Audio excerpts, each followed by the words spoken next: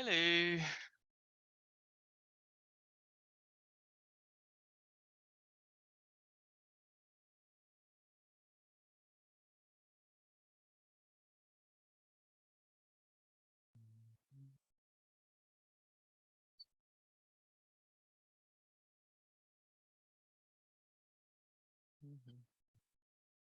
Good afternoon.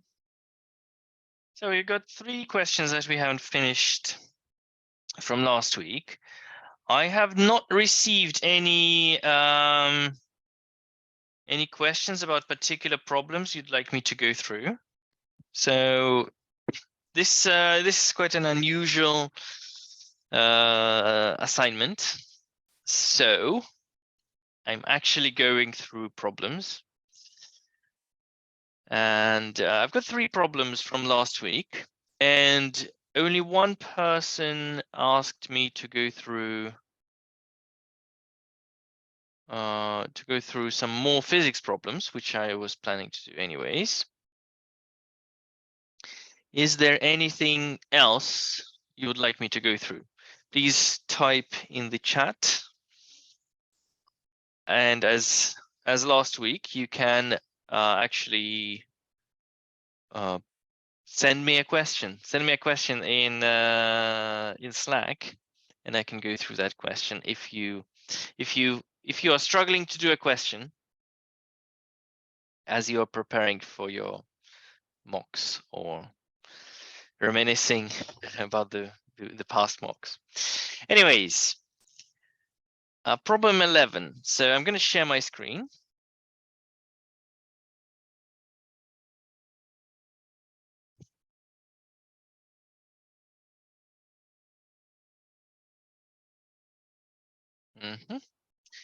A copper and steel wire are joined together and have equal lengths L. A force F is applied to the wires, and the wire stretched such that the total length increases by 0.01 meters.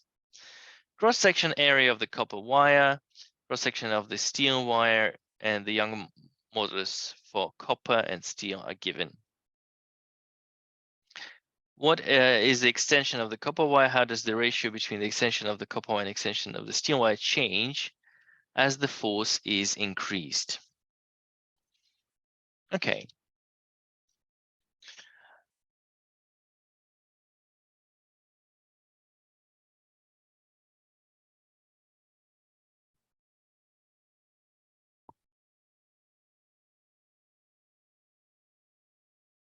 Well, you need the Hooke's law, the advanced version of the Hooke's law, which goes like this. So the Young's modulus, E, is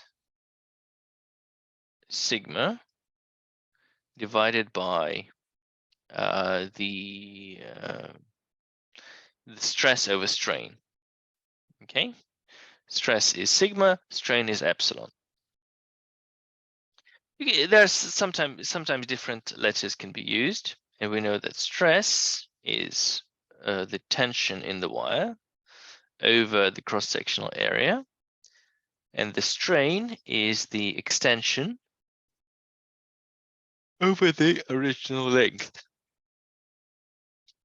So when we apply a force, when a force, in this case, a force F is applied,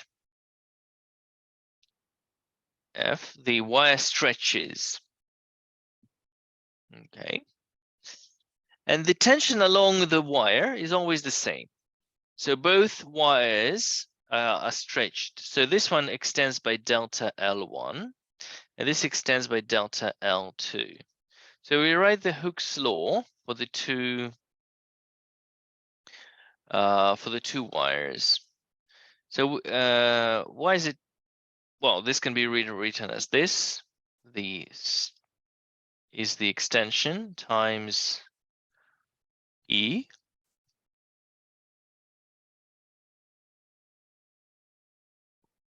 So force divided by area 1 is equal to the strain. That's a delta L1 over L multiplied by E1. That is for copper. That is for copper. And we know that F over A2 is equal to delta L2 L E2. That is steel.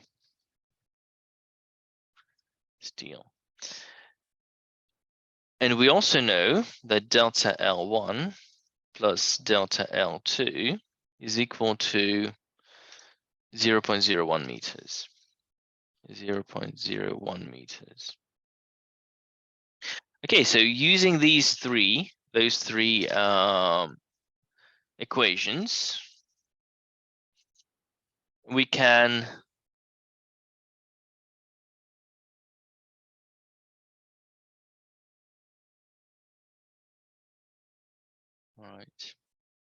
we can test ourselves, like, is it solvable? Yeah, and the best test is count the unknowns and count the equations. So there are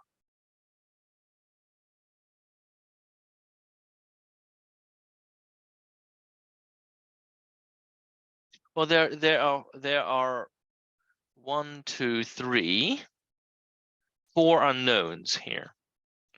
4 unknowns and 3 equations. Normally, I would say that this is unsolvable.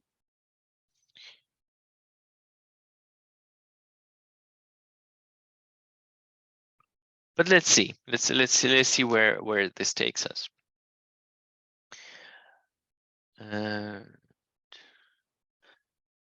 Oh yes, I can see I can see why it's 4 unknowns and 3 equations. They're not asking you to find F and L separately.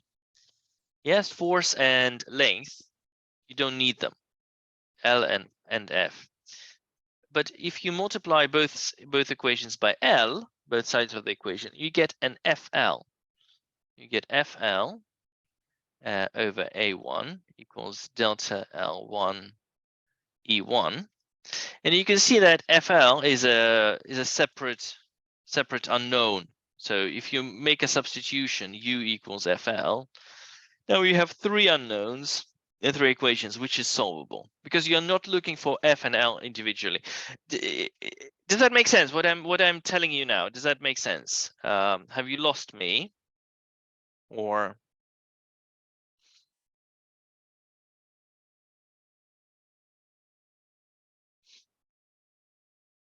you have 3 unknowns.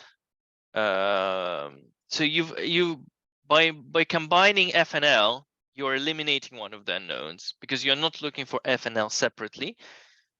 It becomes 1 unknown, so there's 3 unknowns, 3 equations, solvable. Okay, perfect. Right. So we're not going to do that. This is not our aim. Our aim is to separate from each of the equations delta L. So delta L1 is FL divided by A1 E1, and delta L2 similarly is FL over A2 E2. Okay.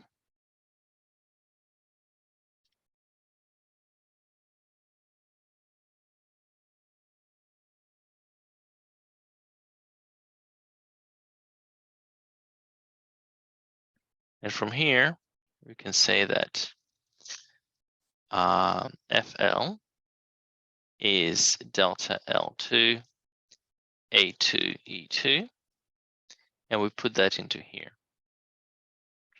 So we have delta L2 A2 E divided by A1 E1. And now we put that into here. So delta delta L1, which is delta L2, A2, E2, divided by A1, E1, plus delta L2, and that all equals to 0.01 meters. And then we have, okay, you know what? I don't like the mixture of numbers and letters in one expression. So I'm gonna do is say that this is delta L. Okay, some people prefer to have numbers. I prefer to have letters, and I'll show you why in a bit. I'll show you why I like this method more. So delta L2 is a common factor, and we have A2 E2 over A1 E1 plus 1 equals delta L. So I can write delta L2 is A1 E1 divided by A1 E2 E1 plus A2 E2 multiplied by delta L. So why I like this method more rather than using letters? Well, I know that area times E, area times E, area times E, I know that these have the same units, and the units cancel out. Unit-wise, this cancels out. And I can see that delta L2 has the same dimensions as this expression.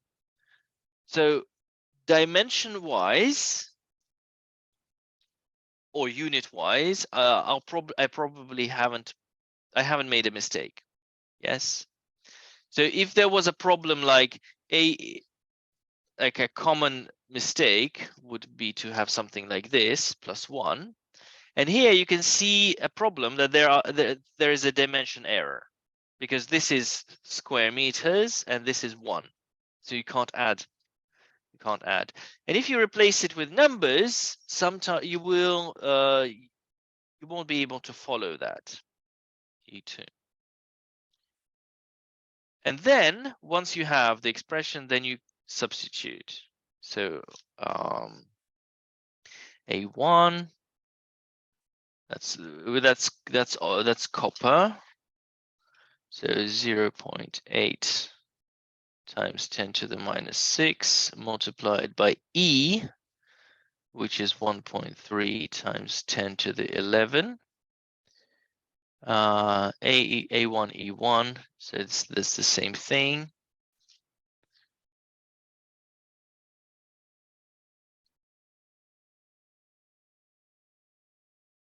And then plus A2, which is 1.3 times 10 to the minus 6 multiplied by 1.8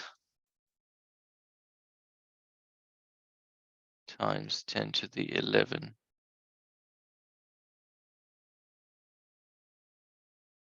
Wow.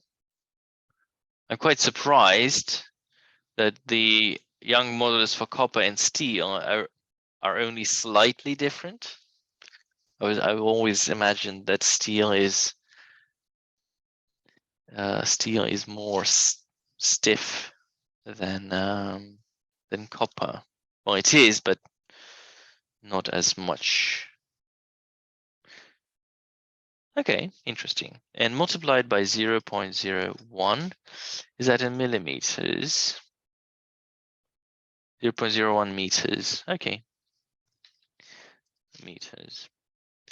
And then you just calculate minus 6 minus 11, so that's 10 to the power 5. So the powers of 10 cancel out because they're the same everywhere. So 0.8 times 1.3, 1.3, 0.8 times 1.3.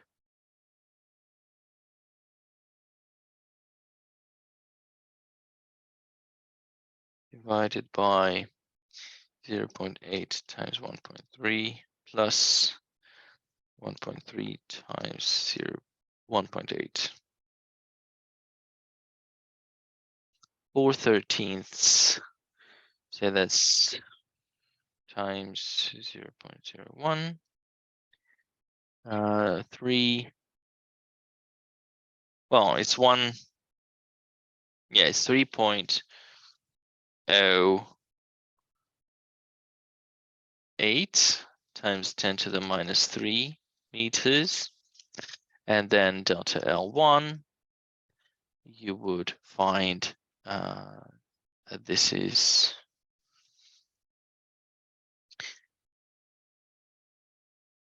0.01 minus answer 6. Well, let's write it down. It's 0.01 minus 3.08 times 10 to the minus 3, which is 6.92 times 10 to the minus 3 meters. And the question was, I think it was about the extension of the copper. What is the extension of the copper wire? And the second question, how does the ratio of the extension of the copper wire and the extension of the steel wire change as the force is increased? Well, we go from here. Go from here and say,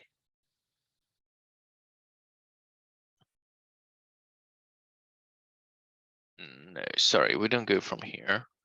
We go from here. So this is question A and question B. Question B, we go from this equation. We're going to use that. So we have delta L1 is equal to delta L2, A2 E2 divided by A1 E1.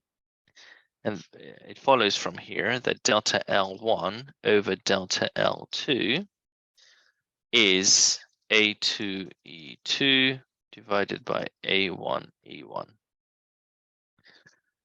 So the ratio is and this is a constant value. Constant. So delta L1, delta L2 is constant. Now, you have to mention, as long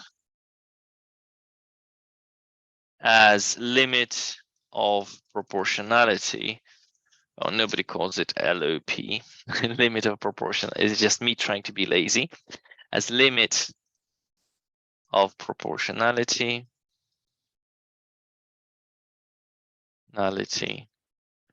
is not reached.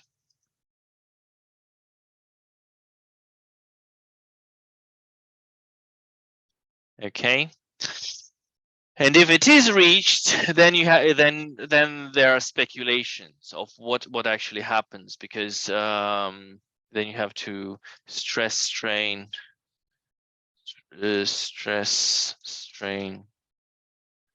copper versus steel. Now this question becomes actually becomes interesting. It's like, what actually happens? So that's not it. Copper. Copy image. So this is like such an open-ended. It becomes such an open-ended question if you're really interested what actually happens beyond the limit of proportionality. So beyond the limit of proportionality, so copper actually drops dramatically, and then this for the steel it goes up, then down, then increases, then decreases, and then breaks. And then copper, not the elastic limit, the limit of proportionality. These are different things.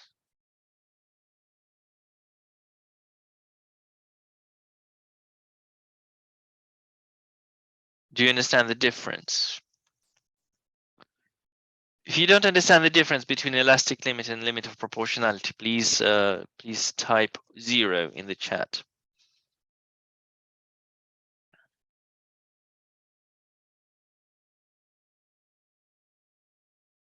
Limit of proportionality and elastic limit. I'm happy to explain, just let me know.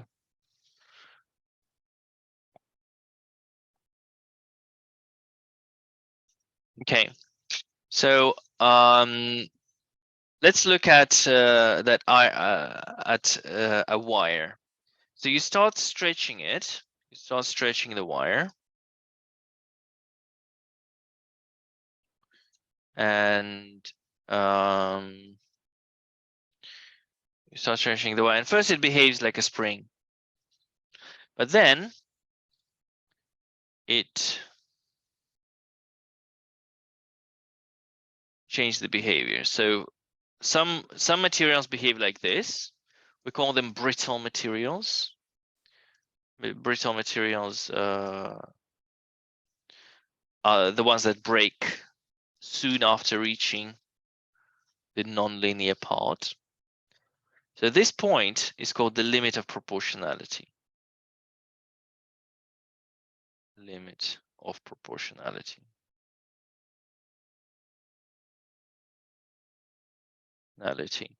So at this point, the stress is no longer proportional to strain, or the force is no longer proportional to extension. Stress, strain. Yeah. So the line stops being a straight line. Limit of proportionality. So stress is no longer proportional. But it doesn't mean it's an elastic point. It doesn't mean that it is it's non-elastic from here on. No, it will keep being elastic. So let's say it's not a brittle material, and it's copper, for example. And copper has a stress strain graph that looks like this. Now, the elastic limit is soon after elastic limit. Elastic limit is always further than the limit of proportionality. So this is the point where the deformations become permanent. After this point,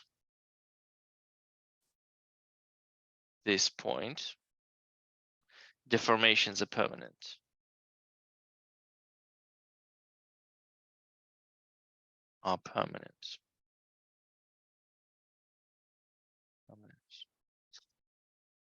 And then there's a yield point. So there's no exact place for the elastic limit. So you only know the exact place, or the exact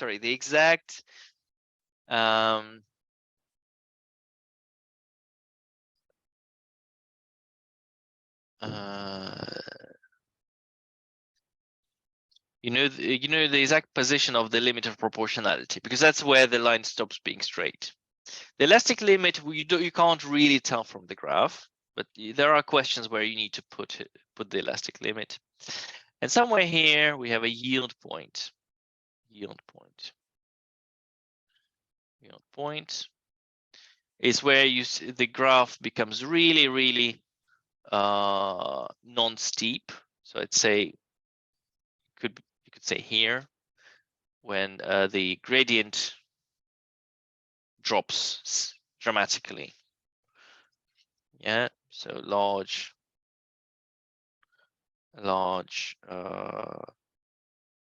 extension for small extra force.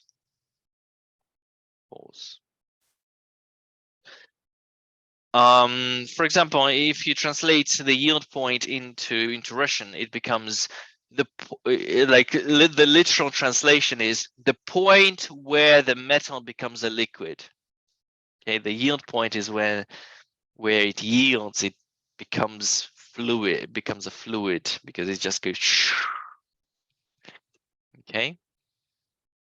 And sooner and after the yield point, the stress doesn't increase dramatically. Yeah.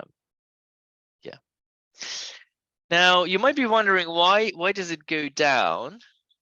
Well, because these graphs are obtained by increasing the strain, because you're used to adding masses to the wire and recording the strain. Here it's done in the opposite way. You take a wire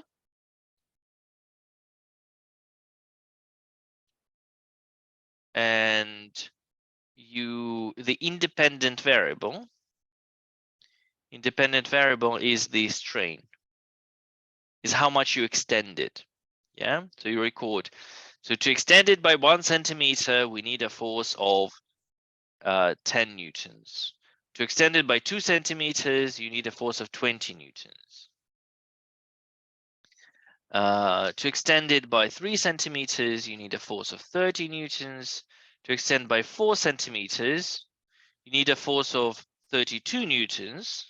So this is where it starts breaking down. And to increase it by 5 centimeters, the force drops to 17. So the material loses strength, and therefore the force decreases. The actual force decreases. Does that make sense? That's why the graph takes a dip after the yield point.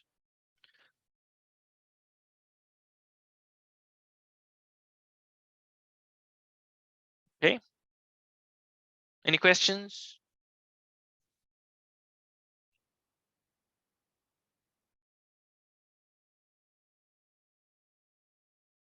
The ultimate stress. Just a second.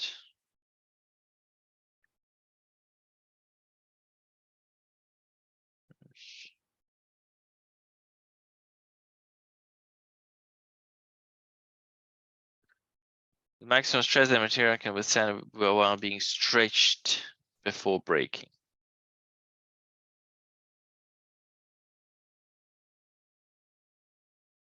Yeah, the ultimate stress is the maximum point, maximum position. This is the ultimate stress. Ultimate stress. And this is the breaking stress. Breaking stress. This is the actual stress at the point of breaking. Very few questions in A levels involve the breaking stress because it's a bit confusing. Yeah, so this is where it breaks. This is a fracture.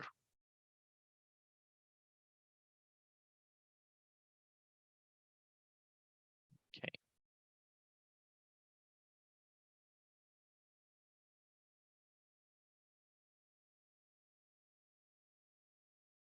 This is a decent graph for steel.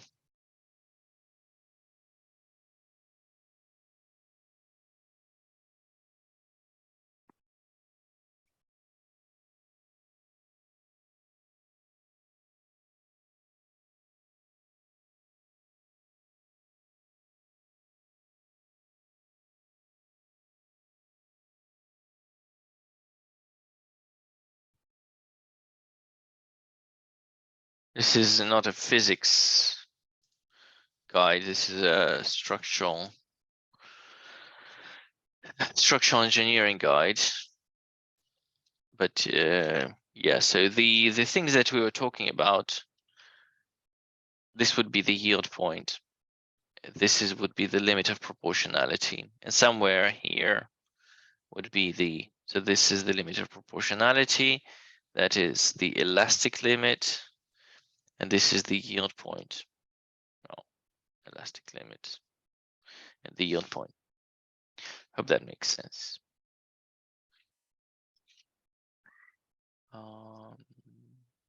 Elastic limit.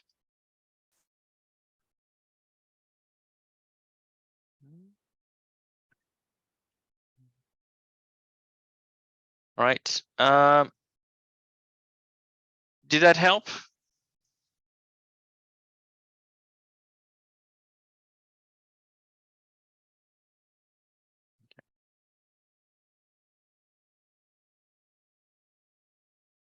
Yeah, so depends on how depends on how open-ended this question is. Like in an A-level exam, the answer would be this: as long as the it's a constant, as long as the limit of proportionality is not reached, and then it's magic. Yeah, you've got so many things going on which they wouldn't ask you about in an A-level question. Okay. Anyways, moving on. The next question is about waves. A radio station transmits at frequency 16666, and the nearest radio station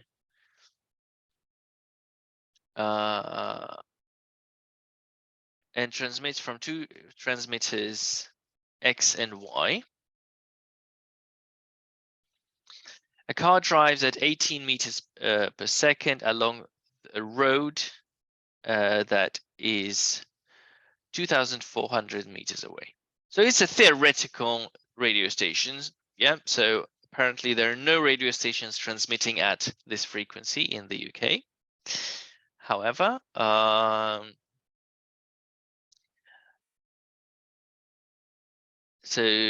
okay, a car drives at 18 meters per second along a road that is 2,400 meters away. Hey, which formula would you use here?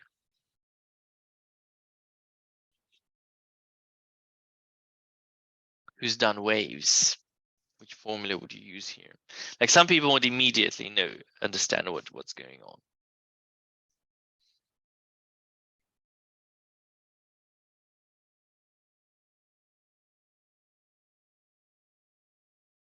It is not the Doppler effect, no. What's F times lambda? V equals F times lambda. You know. Interference, yes. Interference by all means. Amanda, yeah, well, you would use that formula, of course, but it doesn't solve the problem. So V equals F times lambda, yes. Interference. So what's the formula for the interference?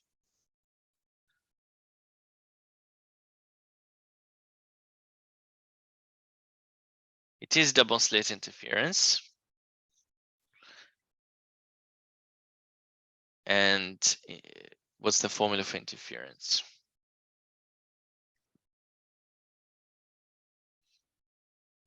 Okay, so I haven't done this in school. That's actually good.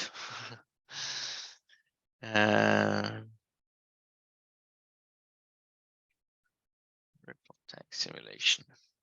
I love this. I love this topic. Yes, thank you. W equals lambda d times s. Right, so suppose we have two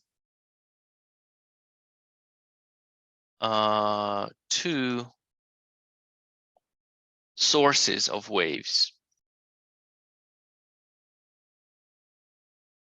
Two sources of waves. Okay, now let's start with a single source of waves. Just put the source in the middle, and this is how waves look like from a single source. So you imagine a rubber duck floating on the surface of a lake. Today, all the lakes are frozen, except in Aberdeen, which is funny because down in I live not far from Oxford, and it was -3 today. And in Aberdeen, it's apparently +14 today. It was quite funny. Because we have an eastern wind coming from southeast, and it's really cold. And in Scotland, it's really warm. Oh wow, 18. Well, it was 18 for me, but indoors at most. Single source of waves, and this is fun, and it is. You can also do the 3D view, so you can see the waves traveling, which is quite nice. But look what happens when we have two sources of waves.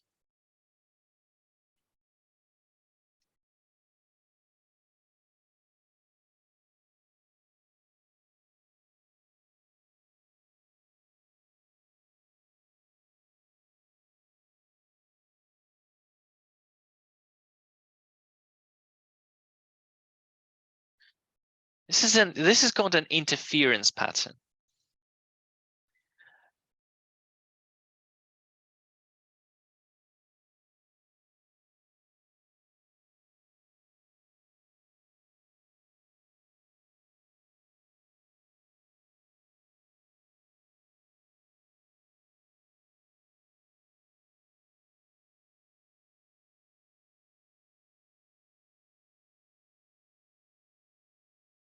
An interference pattern. As you can see, the waves that are coming, for example, to this point, the waves, as they're coming from the source, they cancel out. They always come in antiphase. So one wave is coming like this, and the other wave is coming like this. And when you add up, they cancel each other out. And you can see there's no disturbance along this line. There's also no disturbance along this line. So if you were to play, if you were standing here or like floating on a boat here, you would feel no disturbance of the water, which is quite fun. And here you see a maximum. So this is called a maximum disturbance, a minimum, a maximum, and a minimum. All right, everyone's okay with this?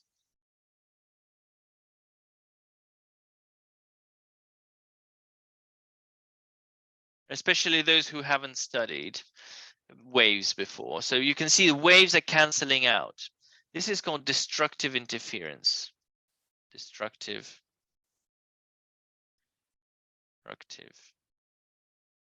interference.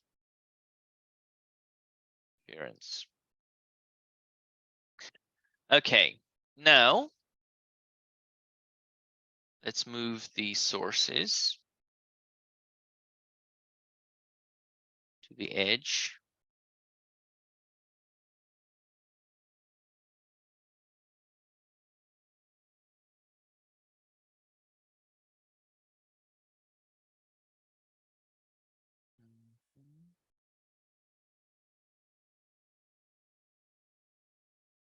Increase the speed. And I would increase the frequency as well.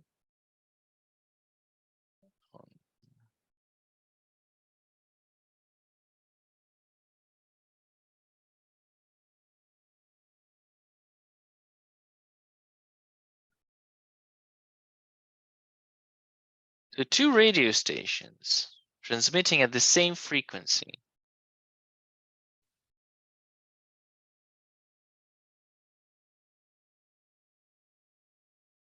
This is what it is. This is X. This is radio station 1. This is X, and this is Y. This is radio station 2. And this is the road. This is the road. And as you can see, the car, as the car travels along the road, it goes through bad signal, good signal, bad signal, good signal, bad signal, good signal, bad signal, good signal. Okay. No signal.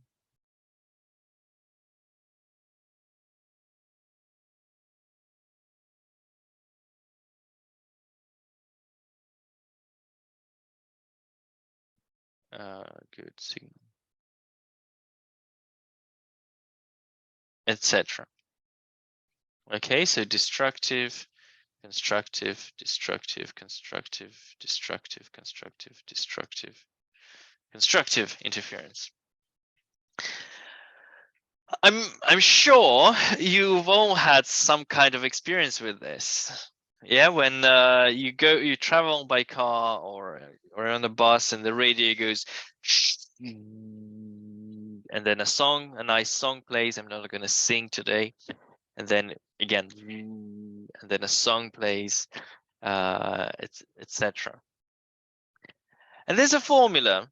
I won't go too deep into derivation of the formula that, although I really love this part, but I don't want to spend too much time on this.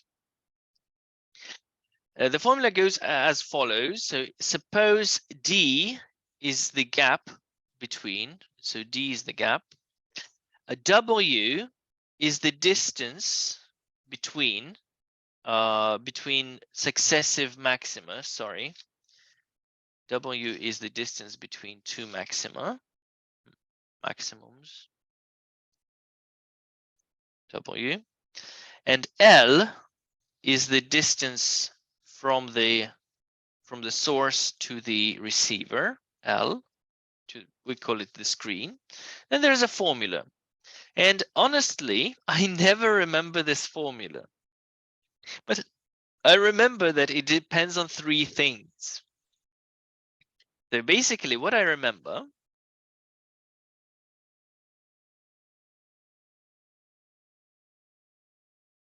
well, no, the radio goes off in a tunnel because the radio signal can't reach into the tunnel, can't travel into the tunnel. So it's not similar, no. But if you have two radio stations at the end of each tunnel, so for example, if there's a tunnel and there's a radio station here, and there's a radio station here, then yes, and it goes directly into the tunnel. It goes on and off, on and off, on and off, on and off, on and off, on and off. And also you could see those if you put a chocolate in a microwave. Chocolate in a microwave.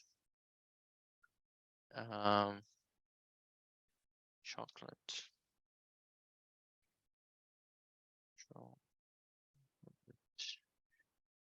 In a microwave. Wave. Standing waves. Waves.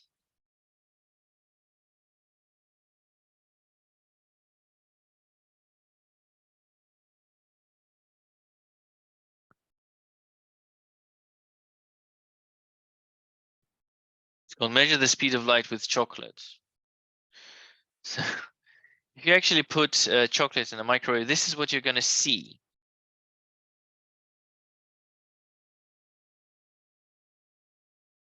Okay.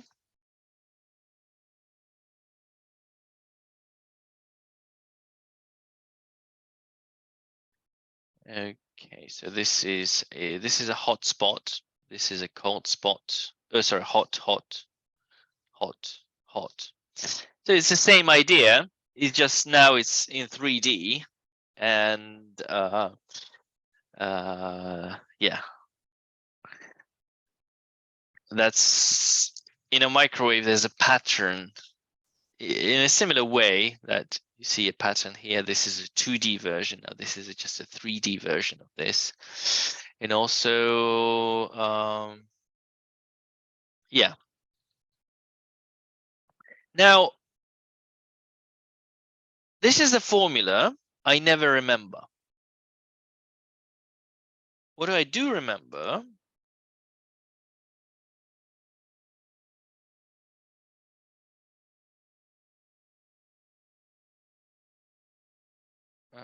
what I do remember that W depends on three things, on DL and with the wavelength. Yeah, so you need the wavelength as well. So W is a function of the wavelength, the distance, and L. Okay. Now I use the logic. I see what happens if the length increases.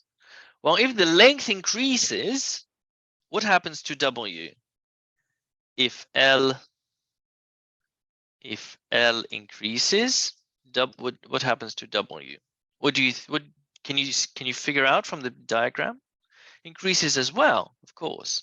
So W has to be proportional to length.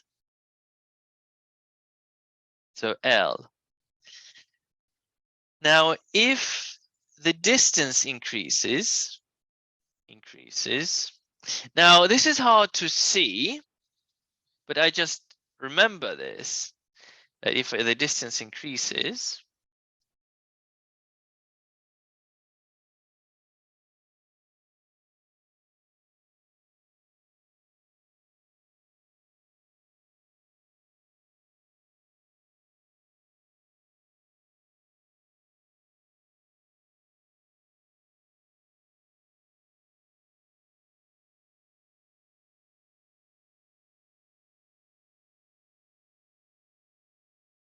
they become more frequent.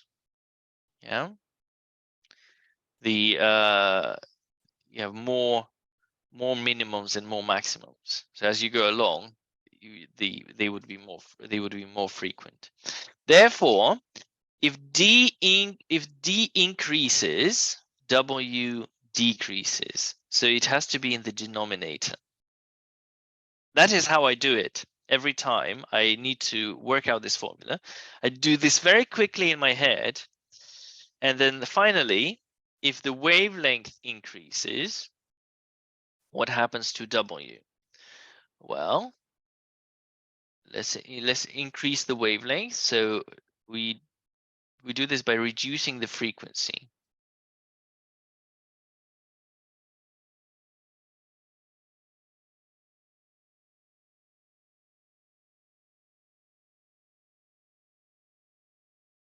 So quite obviously, the gap between the distance between successive maxima increases.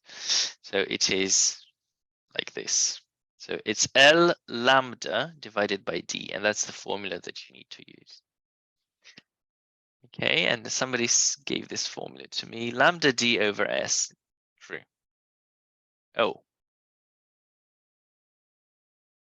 Oh, D is the distance. Yes, also you need to take into account that in different physics books, they just play the game where they try to confuse the students as much as possible.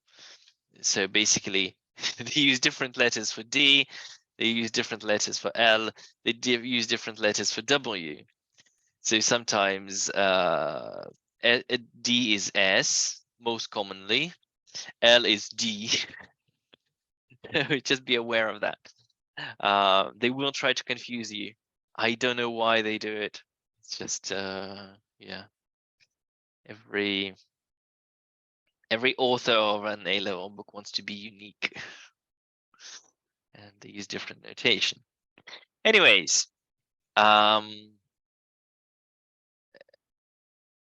so what do we need? A radio station which operates its car drives 2,400 meters away. So the gap, the driver notices that the radio station regularly drops off before coming back on, which is the frequency of these drops in signals. So basically there are drops in signal along the line. And we know that the distance between these two drops, is the L times the wavelength divided by the distance, the slit separation, D, which is 2,400 multiplied by the wavelength. And the wavelength, so it's 1666. So the wavelength is the speed of light, the speed of the radio waves divided by the frequency. Therefore, we have 3 times 10 to the 8 meters per second divided by the frequency, which is 1666,000. So 3 divided by 1. So it's 300. 300 divided by 1, 6, 1.66666. So it's 180. It's 180 meters. That's the wavelength. Yes, and radio waves have a wavelength of about 180 meters, which is correct. So it's 180 divided by 120. So that's 3 over 2, 1,200, 3,600. 3,600 meters. So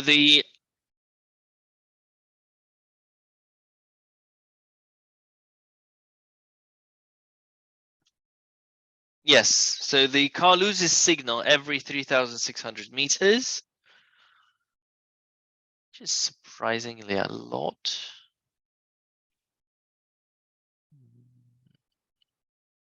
Okay, yeah, that's fine. Oh yes, because the radio stations are separated by less than 1 wavelength. This is very unrealistic.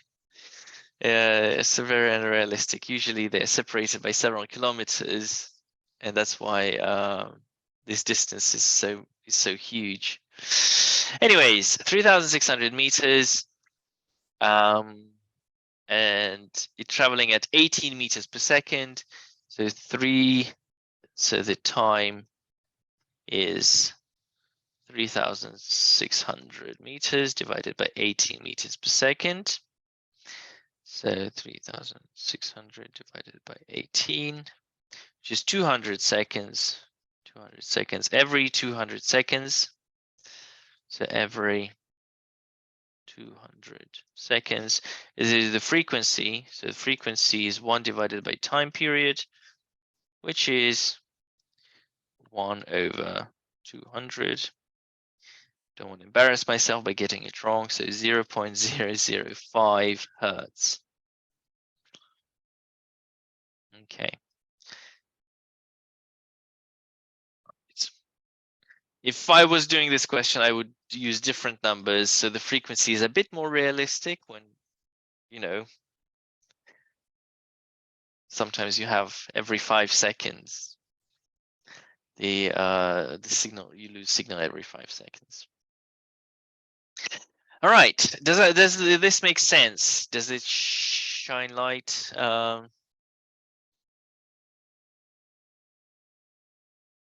Put a 1 if you learn something new from here. I always like to see that. Good.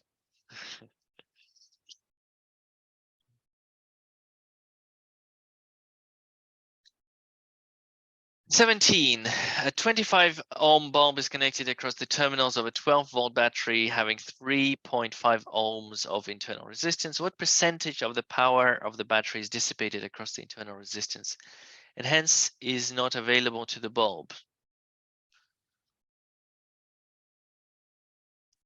Okay.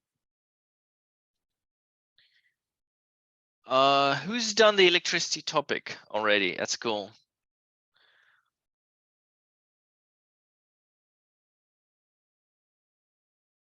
Okay, Alistair, brilliant. So electricity, DC, direct current. Okay, doing it now, good.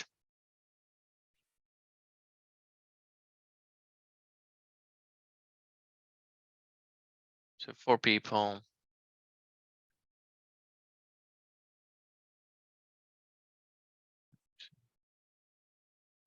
Okay, a quick question.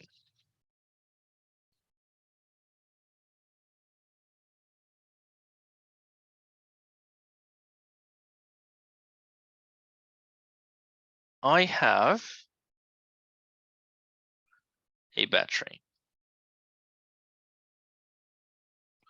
I have a battery and I have a voltmeter.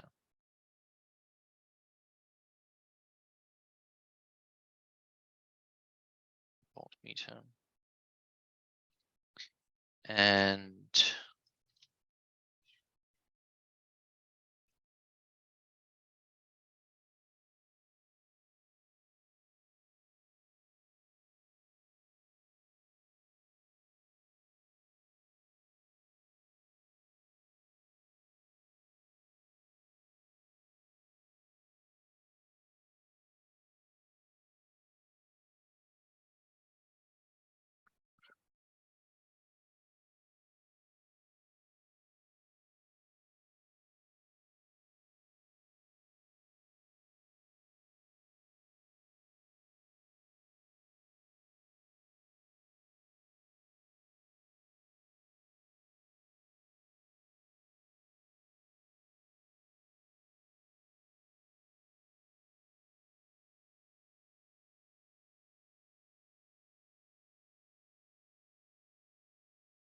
okay.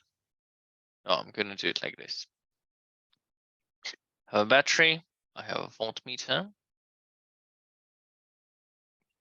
and I will take several light bulbs.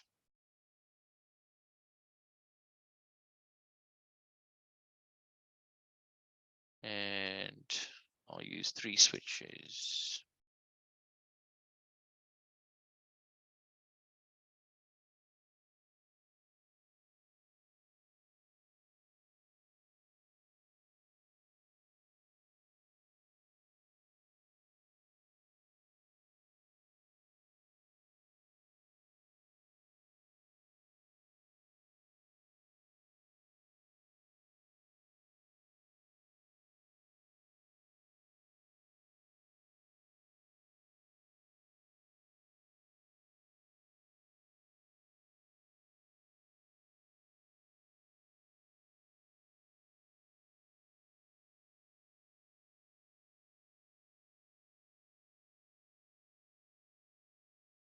Okay.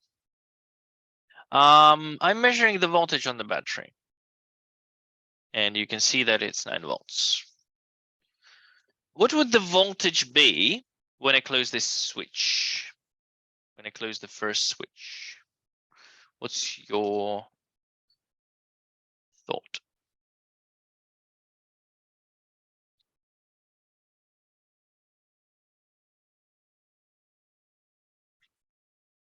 So I close the switch, the current starts running.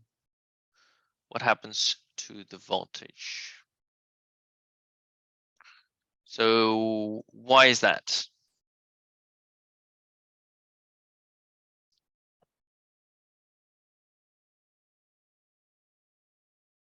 Lost volts because of internal resistance. Oh, good. You are well trained. Yes, of course. When I close the switch, the voltage drops. In this case, drops quite significantly. It drops because of the internal resistance of the battery. Okay.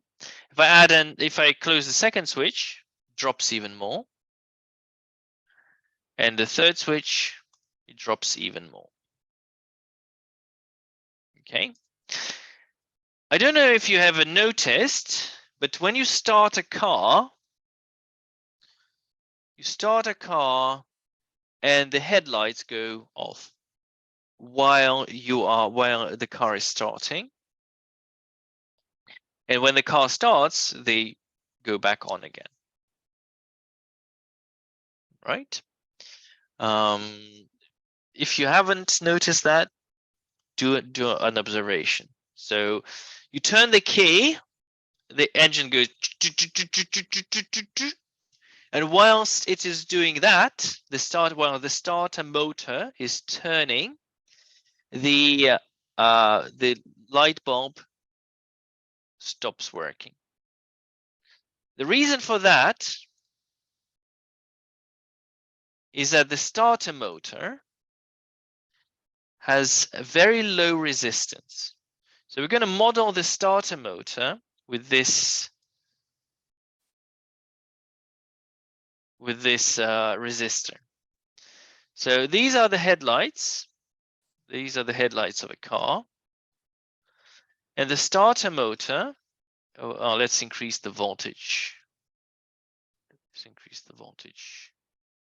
So 20.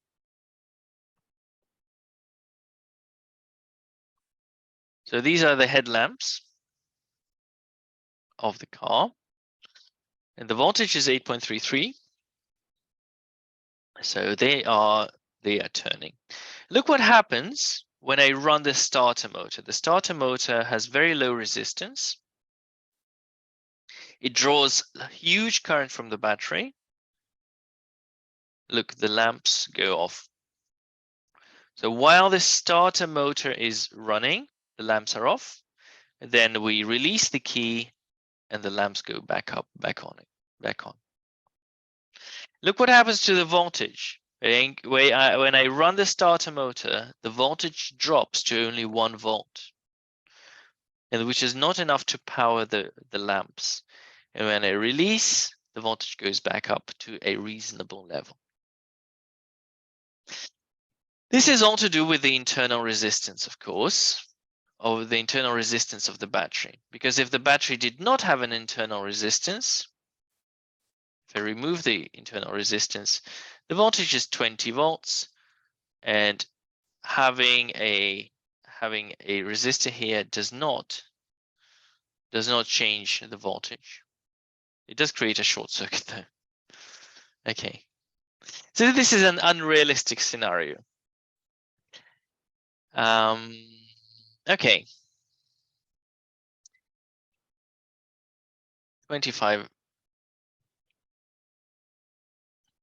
12 volt battery, 12 volts, and there's an internal resistance here, having a 3.5, so R is 3.5 ohms. What percentage of the battery of the power of the battery dissipated across the internal resistance and hence not available to the bulb?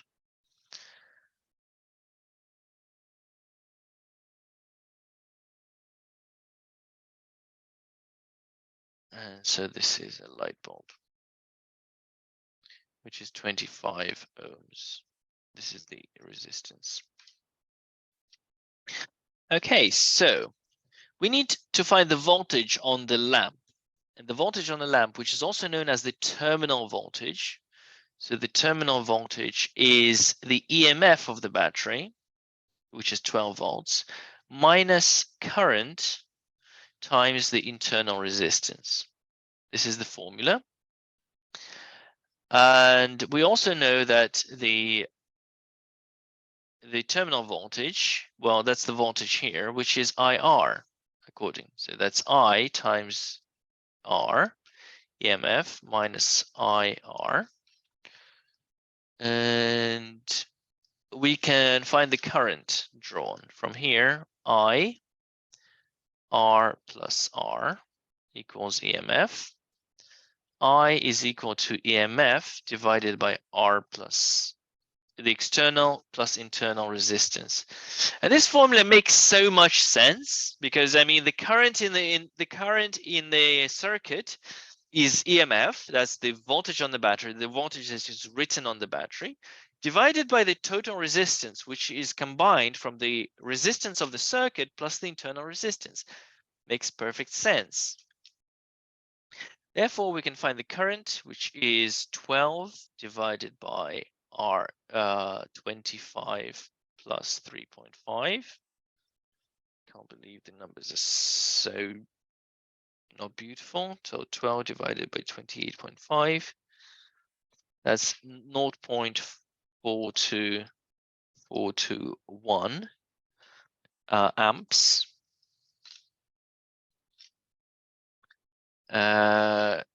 Current. Now, the power in the lamp is I squared R. Well, I squared R, yes, so that's 0.421 times the resistance of the lamp, which is 25 ohms. That's squared. So that's squared times 25, which is 4.432 watts. And the power in the battery, in the internal resistance is I squared R small, which is 0.421 squared times 3.5. 25 times 3.5, which is 0.620 watts. And what percentage of the power of the battery? So the power total is plus 4.432 5052 watts, and the percentage lost is 0.620 divided by 5.052, and so 0.620 divided by the answer, which is 12.3%. Okay. So this is a straightforward question. Okay. Any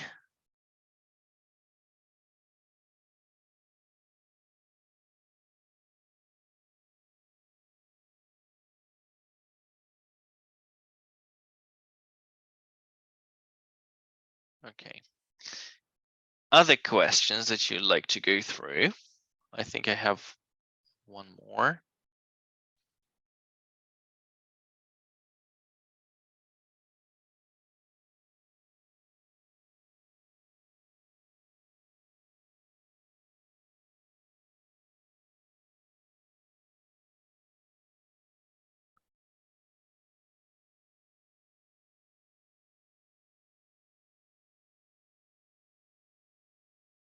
I would probably want to get sidetracked here and tell you about the maximum power theorem. Who has heard of the maximum power theorem?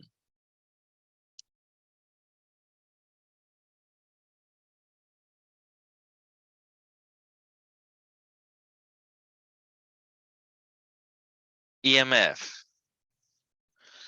EMF is the definition. That's EMF, is electromotive force. Electromotive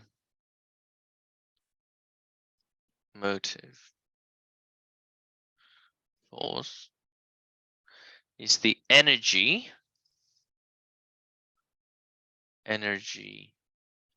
per unit charge supplied to the circuit. Energy per unit charge supplied to the circuit, and it's measured in volts. Okay, because a volt is energy per charge.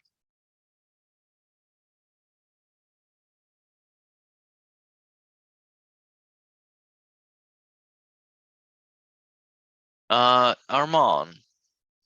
So the voltage that you record is V terminal is EMF minus IR. When you have more lamps, that means the current drawn increases.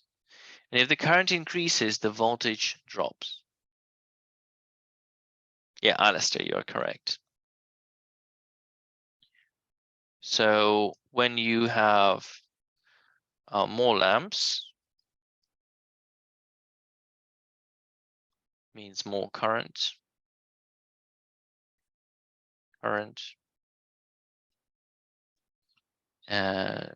equals less voltage.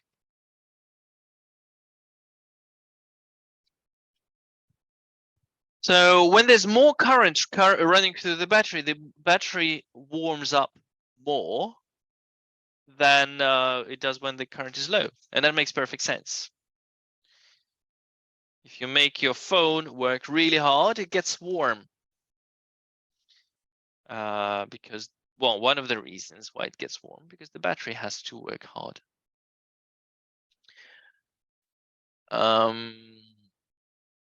Okay, so maximum power theorem. Who has heard of the maximum power theorem? This is to do with external and internal resistance.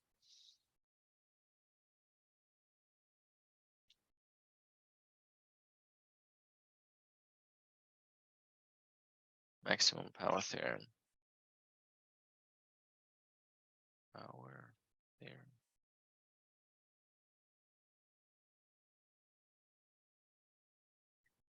All right.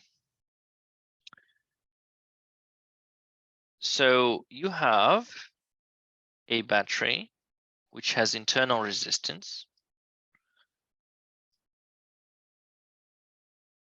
Resistance of the load must equal to the resistance of the source. That is true.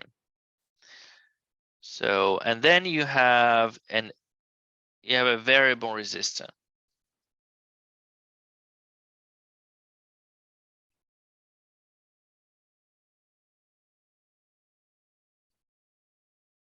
Okay. Sometimes drawn like this.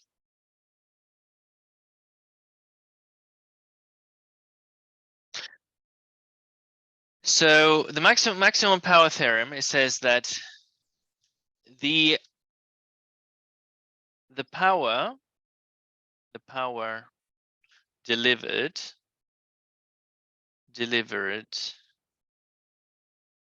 to the external circuit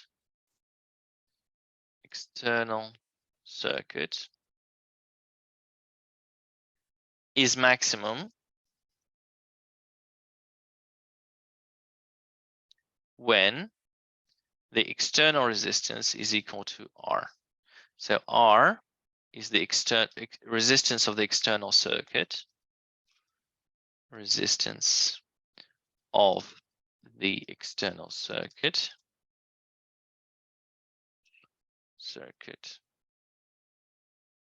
and R is the internal resistance.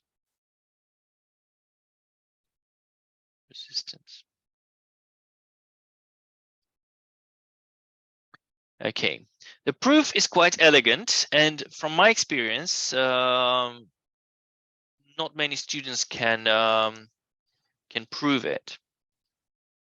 It is unlikely that they will ask you to prove it in an A-level exam. Almost impossible. So proof. So we know that the voltage on the terminal voltage on this circuit is equal to the EMF minus IR. In other words, the current drawn is EMF divided by R plus R. We already had this formula before. The power is equal to I squared R.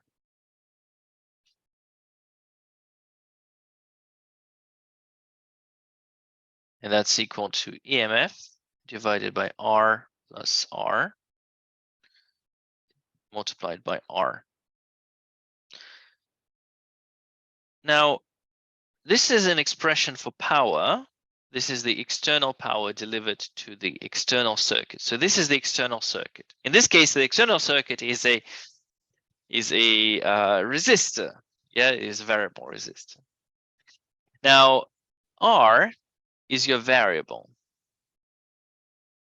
variable, and EMF and R are constant. So how do we find the maximum power? P is max when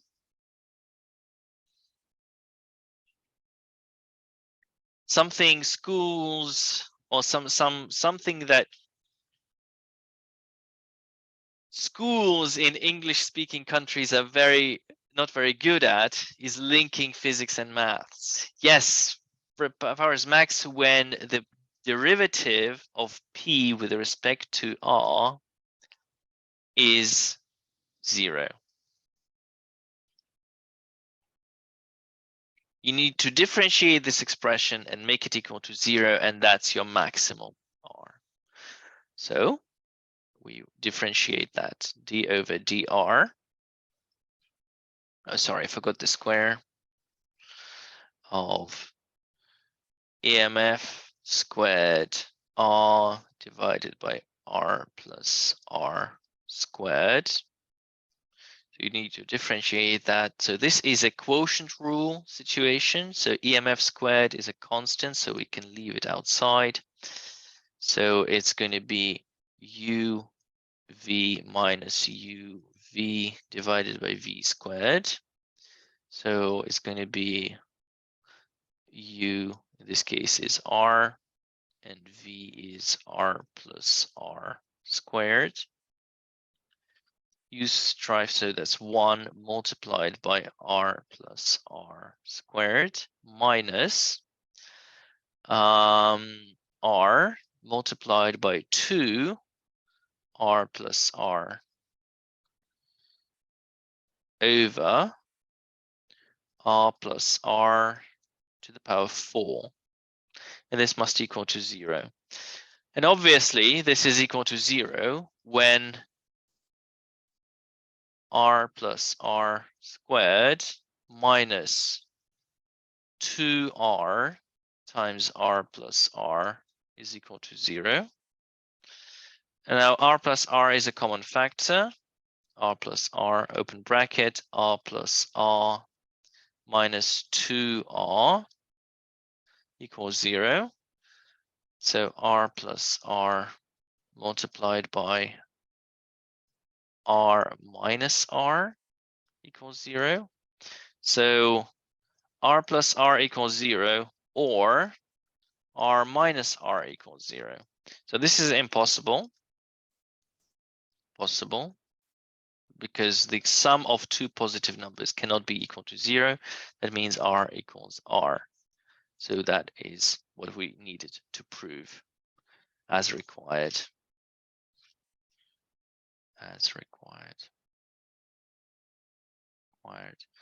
And a very interesting thing that you can do is actually make it into a spreadsheet. I don't know if we have enough time to do that.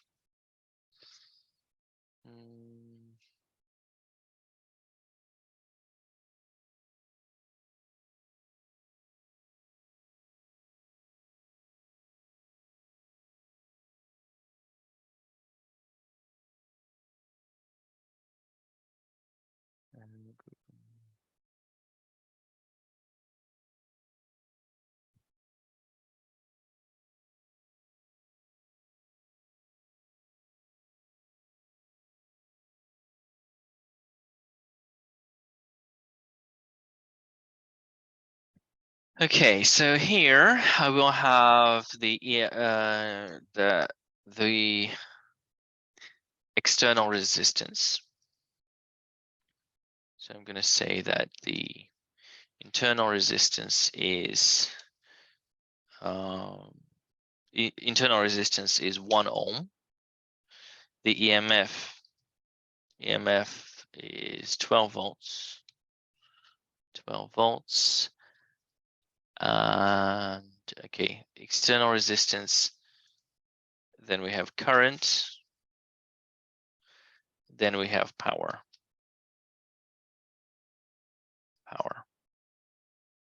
Resistance, and we start from 0. 0.5.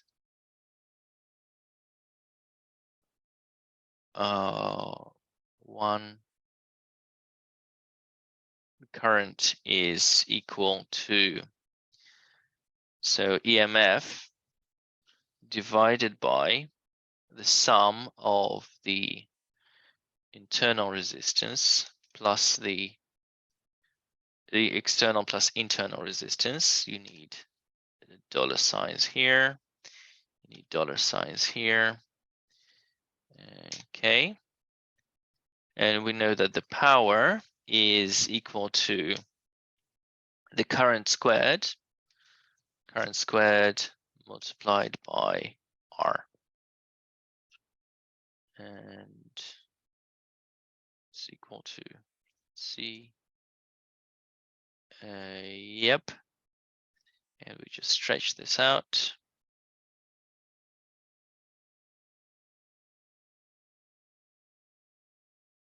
Okay, and draw a graph. So chart. It's not a column chart, it's a smooth line chart. Data range.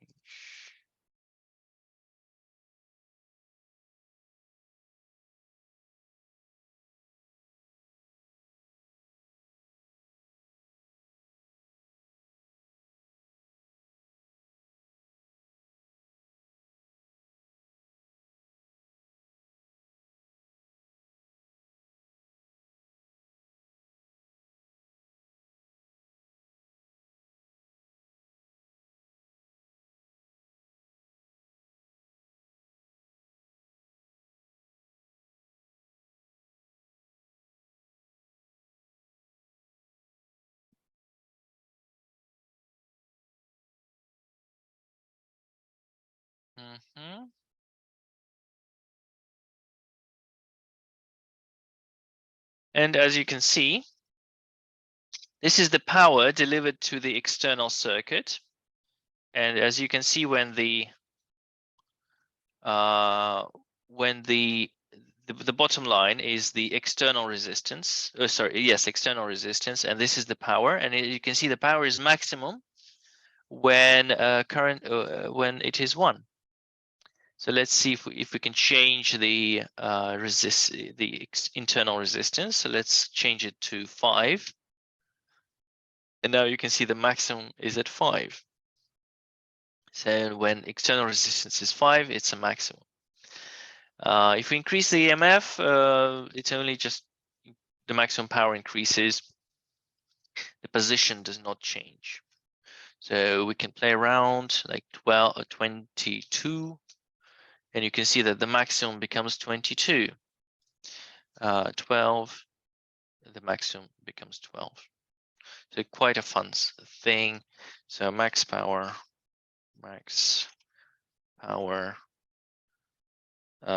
theorem, share.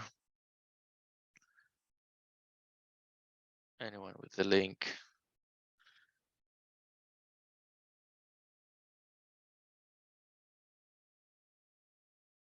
Okay. Yeah, I'll share it. I'll share it in the chat so you can play around with it. You just make a copy for yourself and play around with it. Because I think if I give all of you access to this, this can go very badly. So yeah, so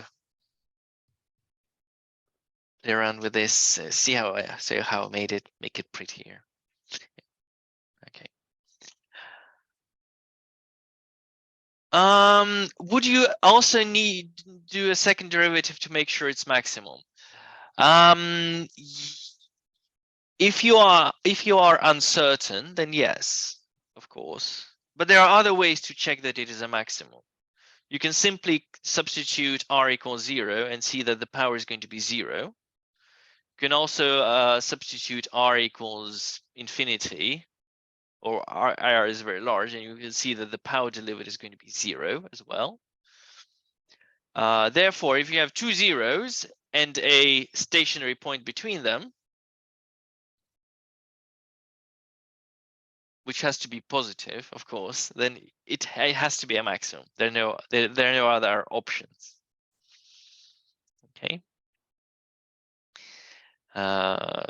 You have 2 zeros, so the function is positive. It has to be. It's power. Power can't be negative. It's positive.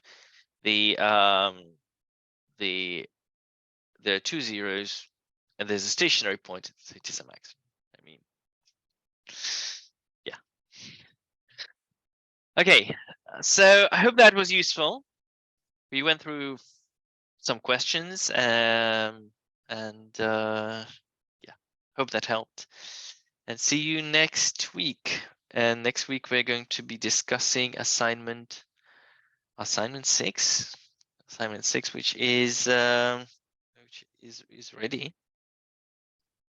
Okay. All right. See you all.